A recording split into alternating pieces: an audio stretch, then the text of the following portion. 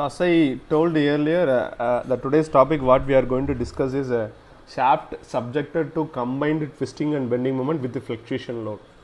As I told earlier, the best example would be automobile engineering. In automobile engineering, let me take one example as a propeller shaft. The simple thing is the torque which is available in the shaft completely will not be equal. The input torque may be some other torque and the output torque may be the some other torque. This is because of the fluctuation load. Imagine a car or a bus or a lorry. Whenever the load increases, you obviously come to that the torque may be reduced. You have a best example in without a load, you can have the gear shifting. In first gear we will be having a more torque, but when the gear increases, what happens? The torque goes very low. So if there is a more torque, I can lift more load. So with which I will go directly to the problem which is based on a fluctuation load. It is similar to the formulas which we have been seen in combined twisting moment and bending moment will be used here, but only one difference. So if you look into your group today, I have sent one I have sent one image regarding on PhD data book content, so which is nothing but page number 7.21. If you are looking at it consists of KT value and KB value. So what is KB means combined shock and fatigue factor. What is KT in the sense combined shock and fatigue factor applied to twisting moment. So the factor which is applied to bending moment and the factor which is applied to twisting moment, that is what I have given in given in our data book. So that factor would be ordered in our formula. Okay, so let us go to today's topic.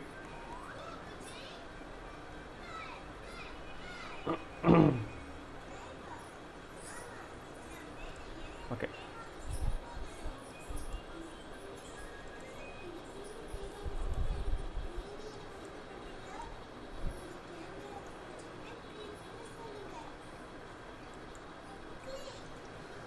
Okay, this is the problem what we are going to discuss today. You kindly concentrate it because it is very easy when comparing with the previous step. We are going to have the same step, but only we will be adding some factors such as KT and KB value which is to be added. So in my notes I will be using it as a KT and KM. For bending I have been used as KM, and for twisting moment I have been used as KT, which are nothing but the factor which will be used when there is a fluctuation load. Okay, coming back to the today's problem, a horizontal nickel steel shaft rests on two bearings. So whenever this type of a thing is given, directly you can try to write out the simple diagram. I have a nickel steel shaft which is resting on, so which is resting on two bearings. I have a bearing. Okay, so it is going to be simply supported beam, with which you have to understood. See, I am having a shaft, at the end I am having a bearing with which this shaft is being supported. So this cross symbol is the symbol of a bearing. Okay, at the left end B, at A at the left end and B at the right end. So A is at the left end and B is at the right end. They have given very clearly the notations also. Okay, so and carries two gears C and D located at a distance of 250 mm and 400 mm respectively from the center line of the bearings. Okay, so the pitch diameter, okay, this has to be marked. So from center line it is 250 mm and 400 mm respectively. But what is the length of the shaft? Here they are given. The center line to center line is 2400. So this is the center line, which means 1200. The first thing is 250 mm. So I have drawn it over here. You can see here. C and D located at a distance of 250 mm respectively from the center line of the left and right bearings. You can see from left 250 mm. I am having one gear which is having a diameter of 600 mm. So this is 600 mm. From right it is having 400 mm. From right it is having 400 mm of diameter 200 mm. So of diameter 200 mm. Okay, So this distance is 400 mm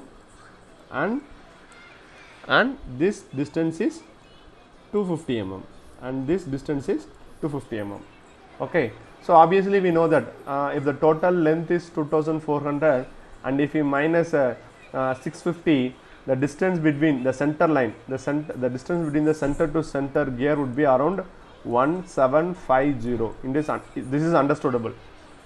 This is what we found out. We have to find it out this. Okay. Now I know the diameter of the gear C. Now I know the diameter of the gear D. Now I know the distance from A. Let us have this as C. Let us have this as D. Now I know the distance of AC. Now I know the distance of BD. Okay. Then they have given the shaft transmit 20 kilowatt at 120 rpm. They have given the power value. They have given the N value. Okay. The power is delivered to the shaft at gear C and it is taken out to the gear D in such a manner that tooth pressure FTC of the gear C and FTD of the gear D act vertically. So this is very important. Let me go with the side view of the a particular diagram. I am having two gears. So one is C and another thing is D. So C is larger in diameter. So this is my C and let me have this is my D, and they have given very clearly, you can see that they have given us one is F T D, which is nothing but a tangential force of gear D. The other thing is F T C, which is nothing but the tangential force of gear C. So both the things are given very clearly, both are acting vertically downwards. So there is no one vertical, one horizontal. They have given directly in the question, both are acting vertically downwards. Okay. The question what you have to find out is, find out the diameter of the shaft if the working stress is 100 megapascal in tension and 56 megapascal in shear.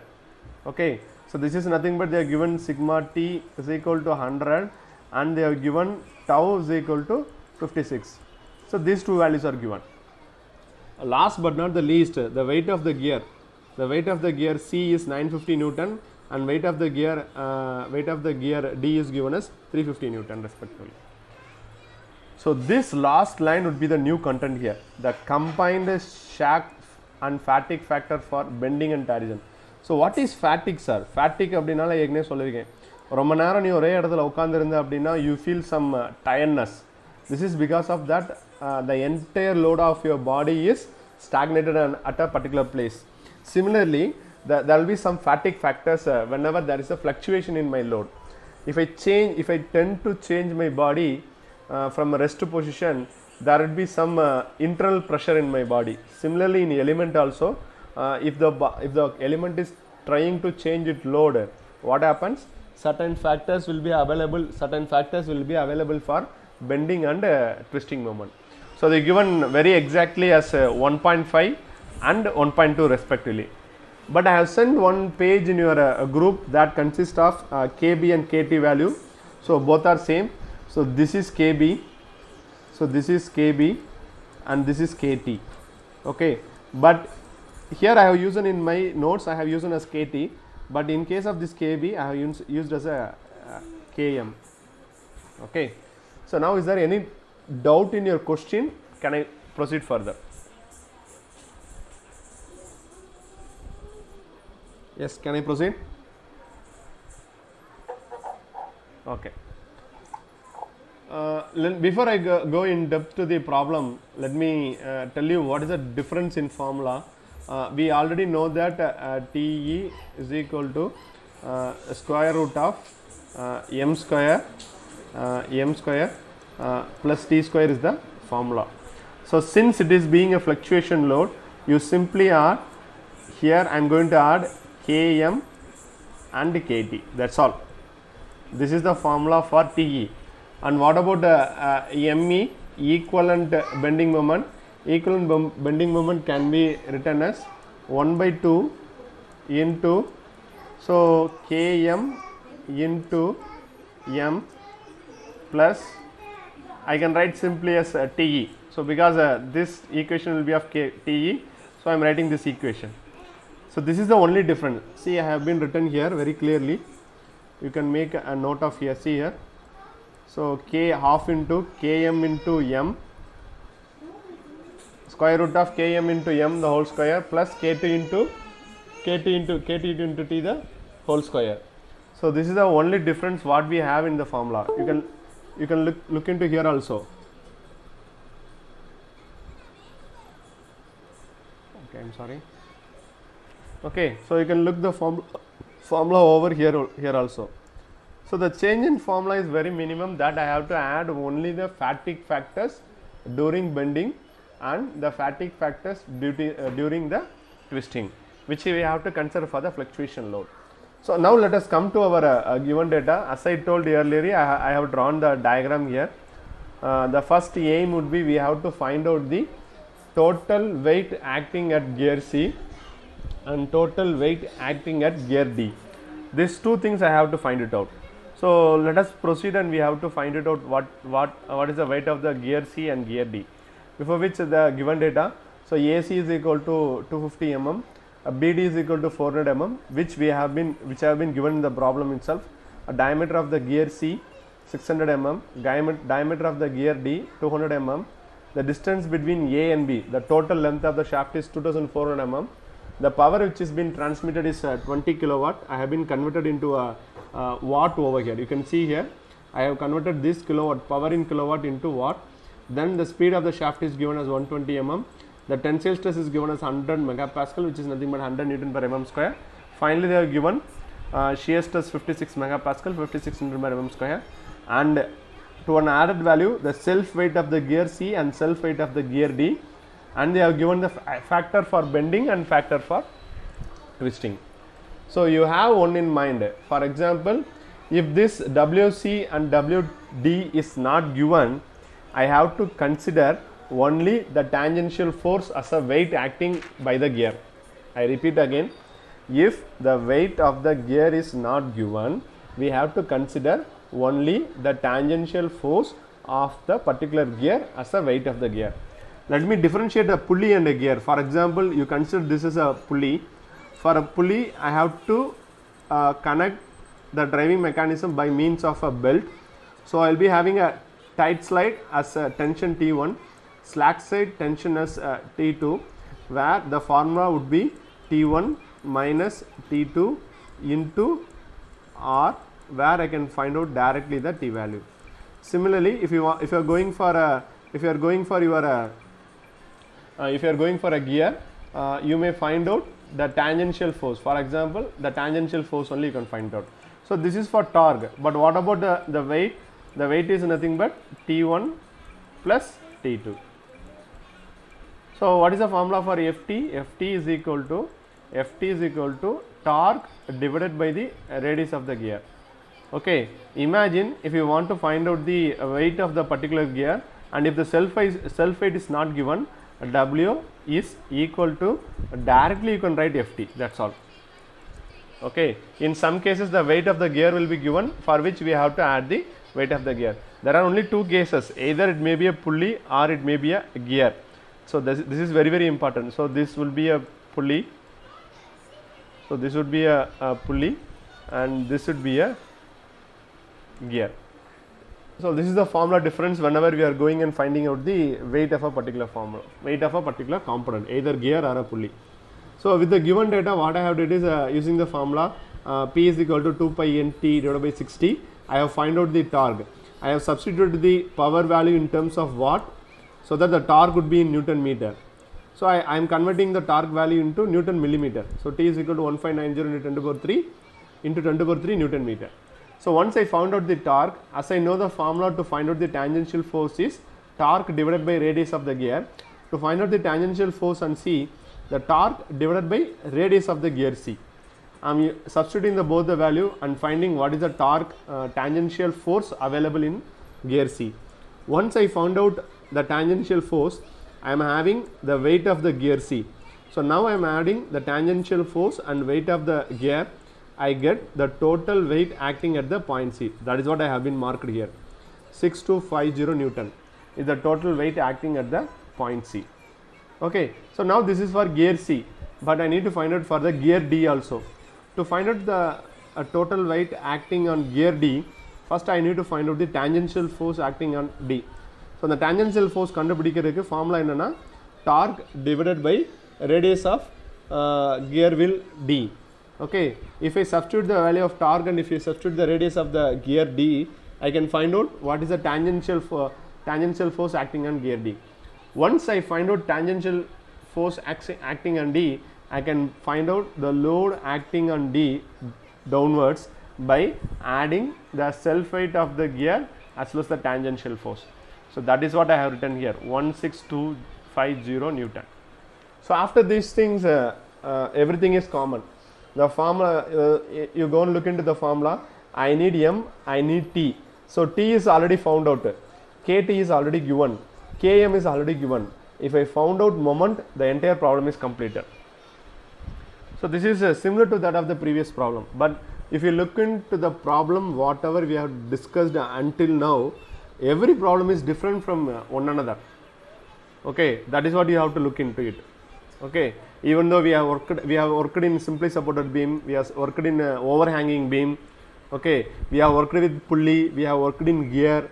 Okay, every problem differs with a small concept. So let us go and find out the bending moment.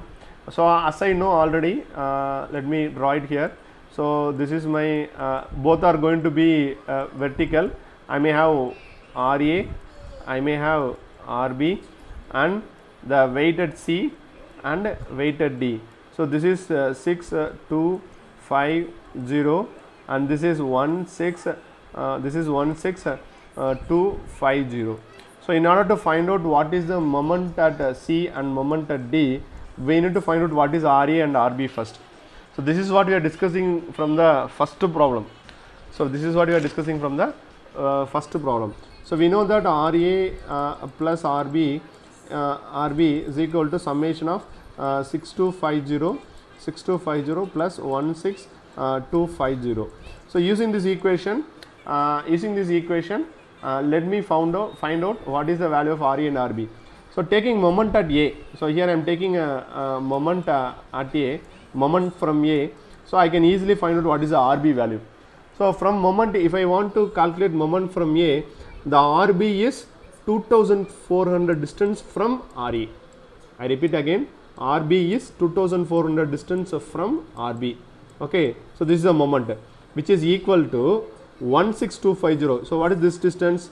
250. Okay, what is this distance? This is 250. What is the next distance? This is 1750. So this both combinedly called as 2000. So see here, 16250 into 2000. So then 6250 into 250. If I calculate, I can directly find out the value of RB. Once I calculate the value of RB, using this equation, I can find out what is the value of RA. Okay, now I found out the value of reaction force acting in RA and the reaction force acting in RB. Okay, so now I need moment at all the values.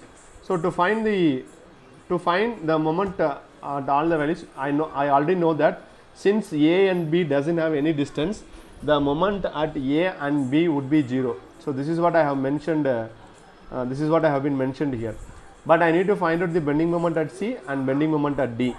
So to find out the bending moment at C, I can calculate RA into distance 250 because the C is at a distance of 250 from A. So RA into 250, I can find out what is the moment acting. So let me draw it here. The moment would be here and the moment for D would be here. Okay, so this is my A, this is my B, this is my C, this is my D. Okay, you can see here for moment at D, RB into 400, you can see the D is at a distance of 400 mm from B, so that the value of RB into 400, I can find out what is the moment at D. If we compare these two moment value, the moment at D is greater. Since the moment at D is greater, you know, obviously we will be taking that as the moment value. That's all. So this is what we followed for our all previous problems. So this is what we have done here also. Okay, so once we do this, we can directly substitute in the formula. So T is equal to square root of Km into M the whole square plus Kt into T the whole square. Once I substitute, I can find out the TE value. I know the TE can be directly calculated by pi by 16 into tau into d cube, since I can find out the d value.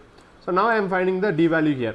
Okay, this is in terms of torque, or I can say in a twisting. By equivalent twisting moment, I found out the diameter value. Now I want to go for equivalent bending moment. The formula would be, I have to add the factor for bending and factor for the twisting. Once I add, so see here, one small consideration I have taken here. I have taken the tensile stress would be as the bending stress. I am considering this point, and I am substituting here M is equal to pi by 32 into sigma into d cube, with which I am calculating the d value. So now here the d value is 95.7 mm.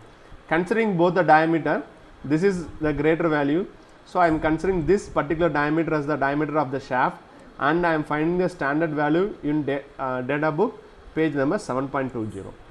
Okay, so this is all about today's problem.